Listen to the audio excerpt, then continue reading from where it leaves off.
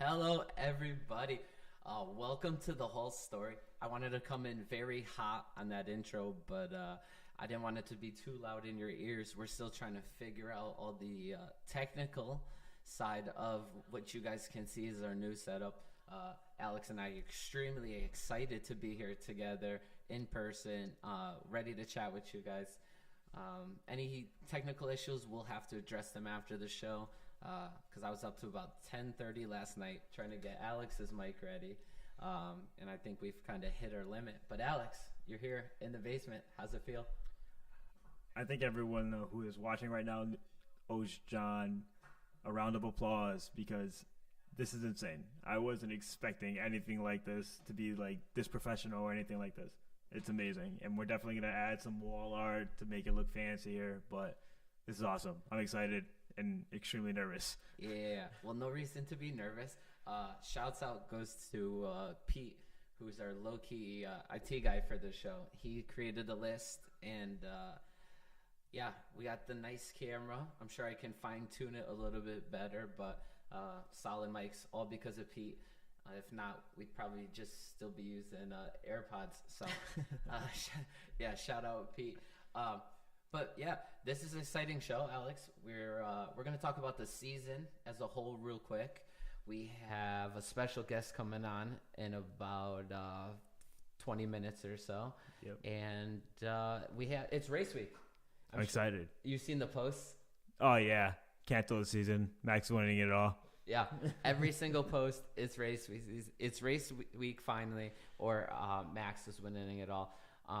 Man, but I thought of you when I was watching testing, and I want to get right to it. When I saw the cars on the track, my opinion on most of them stayed the same as far as looks-wise. After seeing them on the track, did the liveries change for you at all? Not much. No? No. Okay. I will say, Andre mentioned the RB team. I like their livery, even on track more. I love it. Yeah. Their delivery team did a great job. Yeah, it's so clean. I thought Mercedes looked good. But yeah, the rest stayed the same. Ferraris didn't look too bad to me. Ferraris look clean, but they always do. That red it sticks out. But the yellow didn't bother me as much when I saw it on track. That's probably the lights. You think Yeah, it's the lights. They were testing during the day too. Come on, you remember Jared Allen last season with the Cavs? The lights are too bright. Ferrari likes the lights. Oh well. Lots of testing, day and night. It's a pretty unique format they got, that your driver can basically get 3 sessions in out of 6. And they might be able to split that a little differently. But they only use one car that whole time. They don't use 2 cars. Yeah, that was strange to me, because I guess maybe you want to try different setups and stuff. So maybe you want to try out the drivers to try different setups. But for example, Red Bull, you got Max, who likes a different setup than Checo does, clearly, and that's gonna show, and it's gonna hurt somebody like Checo who wants a different setup. Yeah. And even George and Lewis, I feel like they have similar driving styles, but you obviously want to listen to Lewis more. He's a 8-time champion. Sorry, and George is the new up and comer, almost vet. He's obviously going to be the face of the team coming next year. But I don't know, it's a lot. Yeah. Alonso says that he was actually upset that there's so little testing for a full world championship, as he called it. But he's suggested that the whole team is there. Why not bring 2 cars? They're staying in the same place for 2 weeks, and I kind of just thought that was a good point. Why don't they?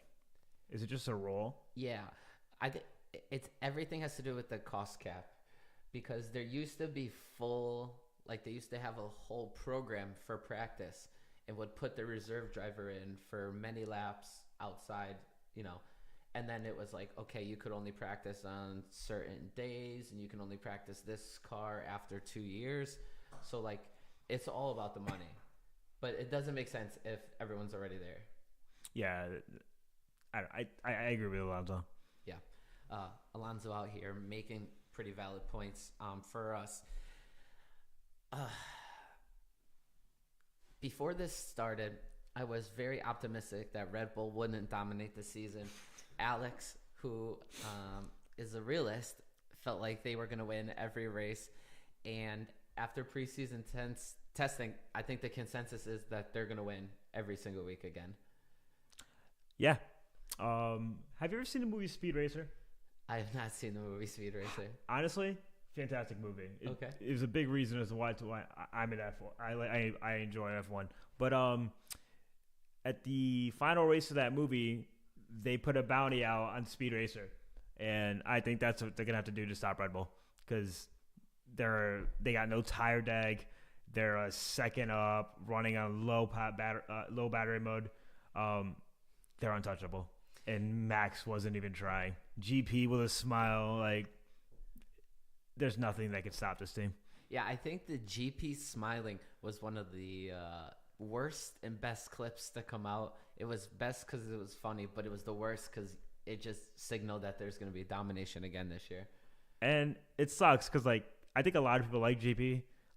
He deals with a lot with Max. You know, like, he can be a bit of a diva at times. And when you see that smile, it was just like, there's an evil smile there. Like, you know, you're winning every race. Yeah. As Alex said, it's out there that they believe that the Red Bull engine modes were turned down, which is a scary thought. Fernando Alonso says that there's already 19 drivers who believe they cannot win the world championship. So it's just all signs again of Max Verstappen dominance. But what do you think about Checo?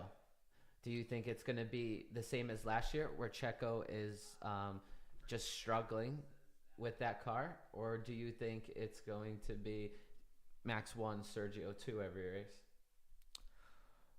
I think at the beginning of the season, we're going to get a 1-2 Red Bull. Okay. For a little bit. Yep. Teams like McLaren, Mercedes, Ferrari, they're going to figure out their setups, and then there's going to be different podium finishes, but Max is probably going to win every race. Yeah. I don't know about Sergio.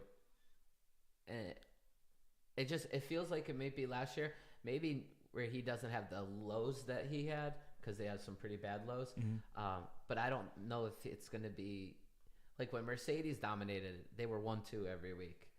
I don't know if we're going to see that as much this year. And it kind of sucks because I think Checo's a talented driver. I think he's struggling with that car setup because Max has a very distinct driving style, and Checo can't emulate it. But because they're not finishing 1-2, you see so many people say that, like, this isn't Red Bull. This isn't just a car, and it is. Because you're gonna have different constructors finishing in second, third, fourth, and then I don't see Checo realistically finishing below fifth. He shouldn't finish off the podium, period, but it's probably gonna happen. He's gonna try to keep up with Max, and he's just not gonna be able to. Okay, yeah. One thing that I have before we move on is that the Red Bull, it'll be interesting to see what they do with the zero pods. And one thing that's getting looked at on their car is their cooling system. They have it like a split radiator through kind of right by the side of the end of the halo. And that's kind of being talked about. But besides that, their car, there was a little stuff, but no sketchy stuff, I guess is what I'm trying to say. No, not at all. There's no DOS. Yeah, no. Well, speaking of the team, obviously, that I closely looked at, Mercedes during testing, they had a very interesting testing.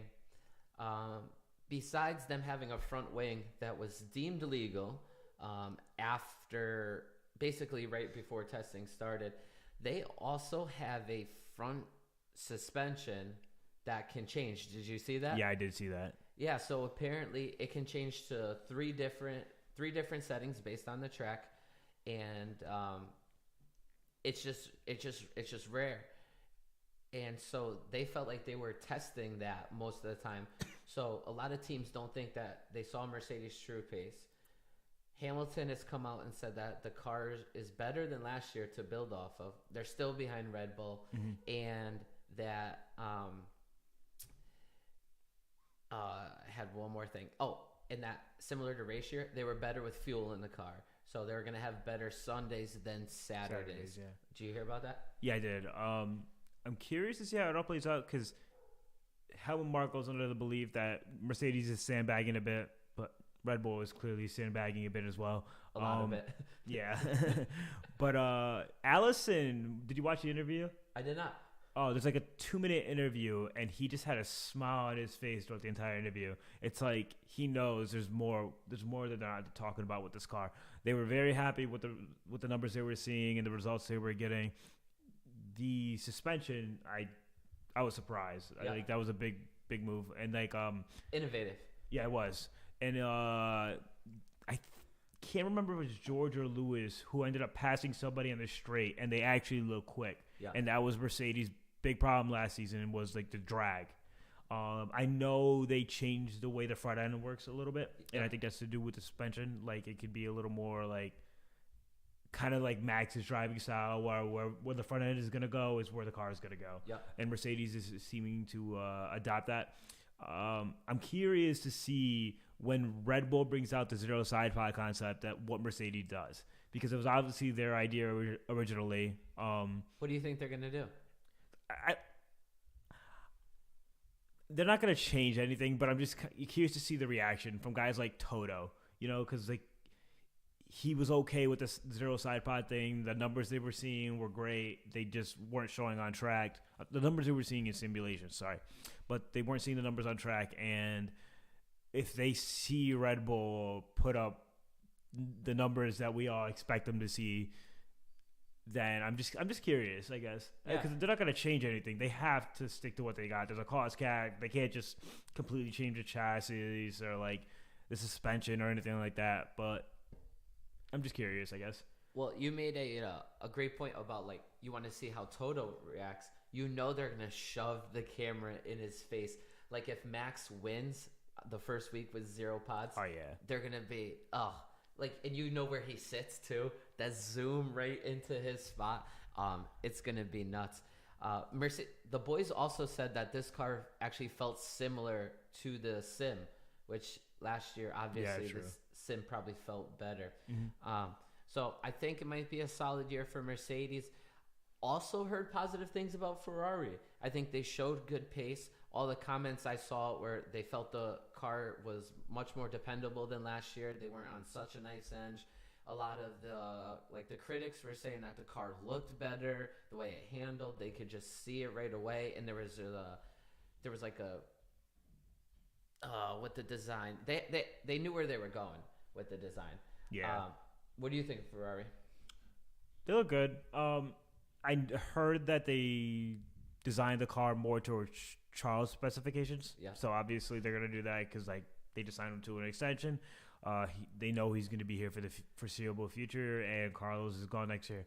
But they look quick. I'm curious to see how it all plays out though, because I'm seeing, like you said, Mercedes has a faster race pace, is what everyone's saying, and the qualifying is gonna be more Ferrari's favor. Yeah.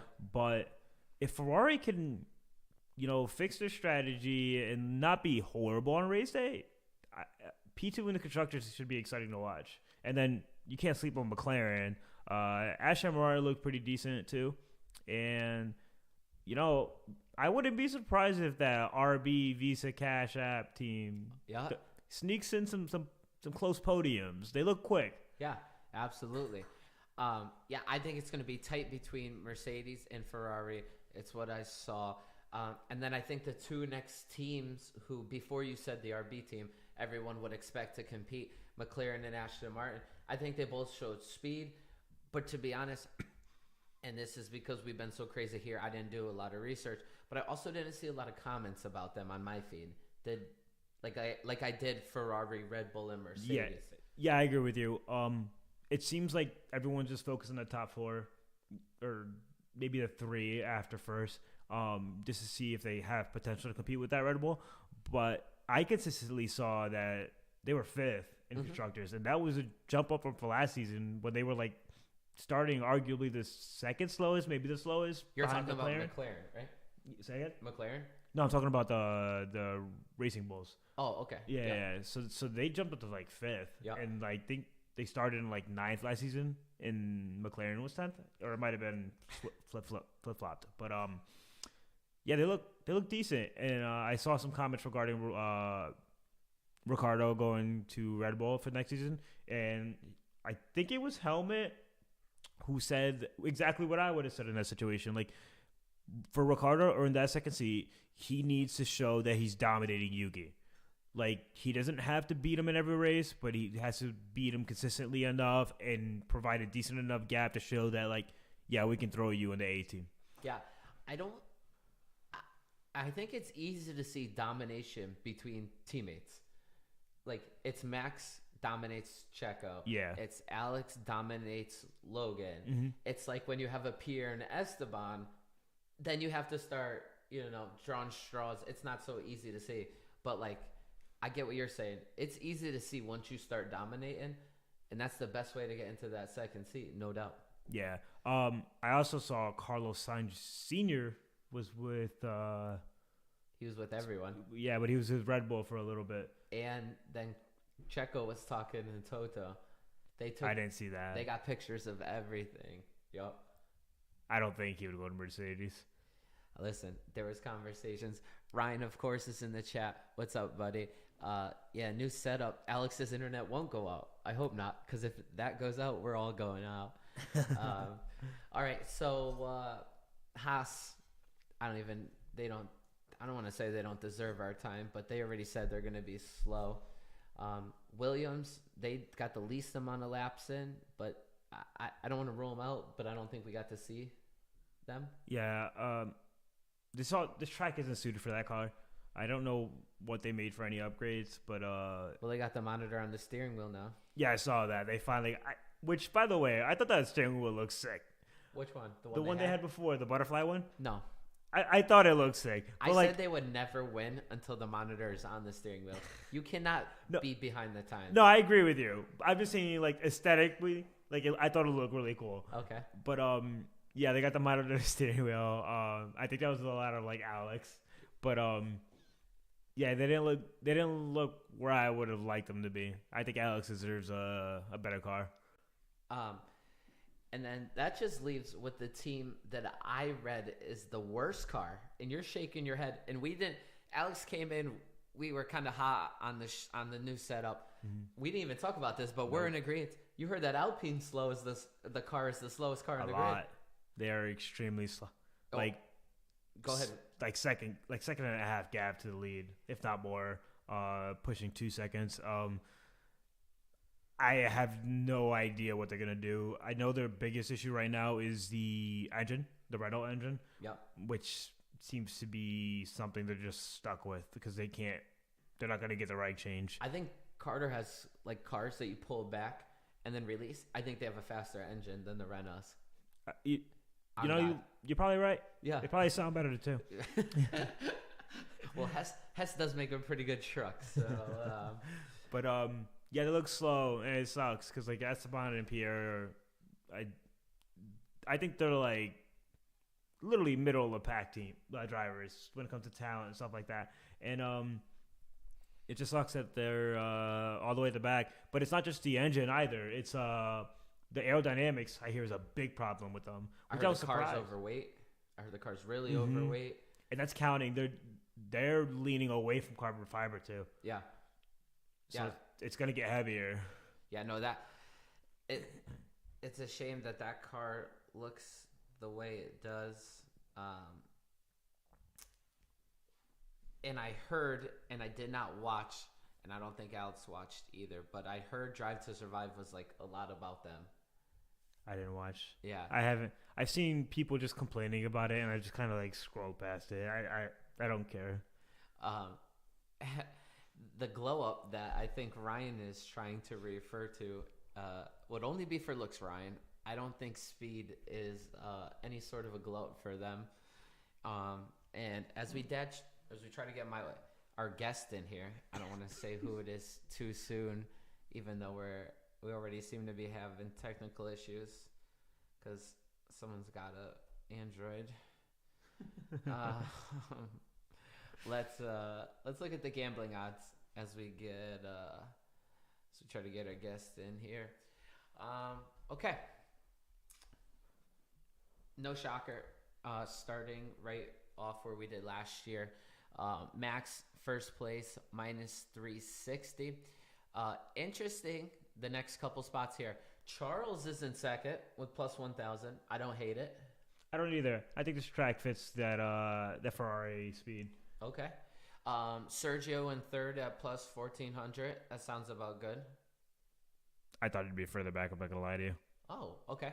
I mean, you did just say you think they're gonna finish 1-2. Why would you expect them to be further back? Just for the gambling odds. Just for the gambling odds, because didn't Max pull like a 1.5 second gap on him in testing, or 1 point something?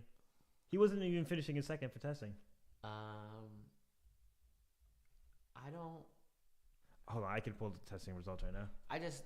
I'm not sure that even we got to see the full picture. No, we didn't. Okay, so yeah, Checo's best testing finish was 5th. I'm looking at it right now, but yeah, I just thought it would be further back. Okay, and 4th, Lewis. I think that tracks with how they discussed how this Mercedes is going to be. And then they threw Carlos behind him at plus 1,600. What do you think about the gap between Charles and Carlos? I was surprised. I don't know what the split was with the Charles and Carlos when it came to testing, but Carlos has been getting disrespected for that Ferrari team for a long time. Even when arguably I thought for most of last season he was a better driver, but that's a big gap. Yeah. And I think it gets interesting after him, where we saw McLaren being the second hottest car last year for the second half of the season. They're down at plus 2,500, tied with George there, obviously. I think I expected Lando to be a little bit higher. George doesn't bother me. It's the Lando at plus 2,500 I think is a lot. What would you put him at? Like plus 2,000? I mean, last year there was a few times he was dicing it up for wins and podiums. So I think you at least put him in plus 1,400 with Sergio and Lewis, unless they think that McLaren is not that good. Well, we just discussed that the Mercedes is probably sandbagging.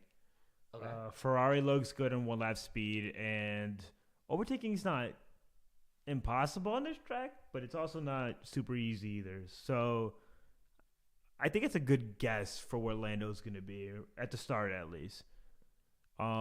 George, I'm a little surprised with. I'm not going to lie to you, but he also didn't look great during testing, so I guess that's kind of fair.